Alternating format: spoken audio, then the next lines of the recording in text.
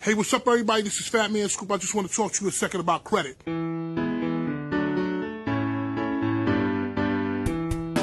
Well, what we say to the credit bureaus is if you wish to continue to report that information, you have to verify and validate it. You have to make it accurate and timely.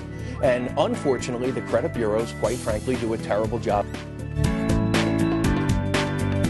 The government consistently tries to put their thumb on monopolies in this country, but yet they overlook the one company, there's only one, that generates the credit scores for 300 million people.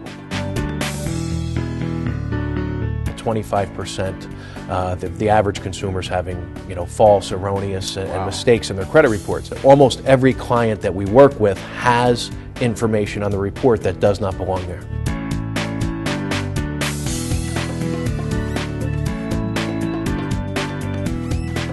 There's another factor that some companies are using to determine whether to lend you money. What's that factor? Facebook. If you're an 800 credit score, they might not go to that tier. But if you're a person who has less than perfect credit, they want to know some additional information. Big Brother is really watching. It's monitoring everything that we do. They start going down the tier system and they say, okay, if you're a 620 or below, I want to know a little bit more about this person. Great information. This is great information. My mind is